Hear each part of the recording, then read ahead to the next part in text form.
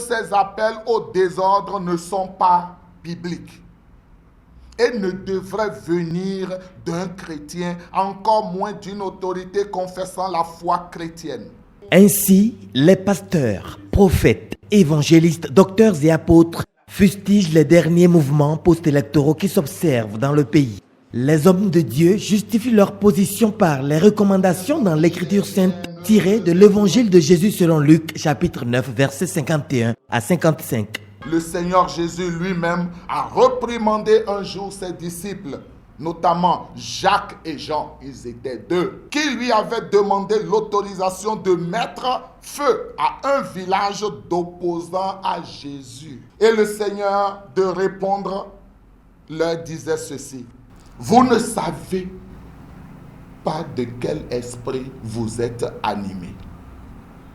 Ce qui veut dire que lorsque quelqu'un appelle d'autres à se soulever ou à incendier, à détruire des biens, cette personne n'est pas animée de l'Esprit de Dieu. Il s'agit d'un autre esprit. Et c'est cet esprit qu'ils invitent à combattre à tout prix.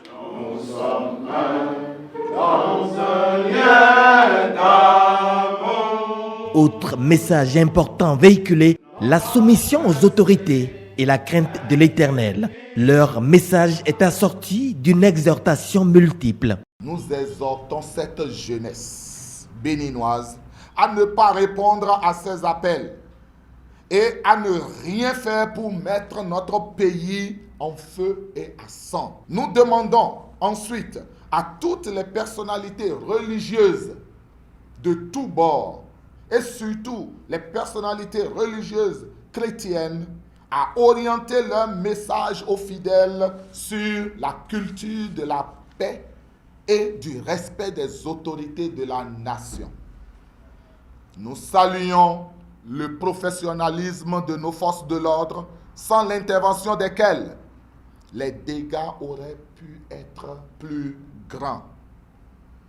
Nous demandons vivement à notre cher président Patrice Talon de garder son sang-froid comme il le fait déjà par amour pour la patrie, sachant que s'il compte sur Dieu, le pays restera toujours debout.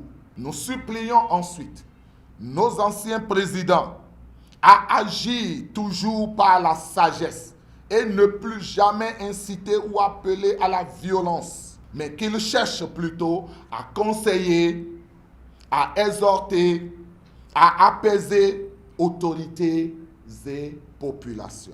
Conscient que si l'Éternel ne garde le Bénin, ceux qui le gardent travaillent en vain. Les pasteurs ont intercédé auprès de Dieu pour un mieux-être de toute la population béninoise.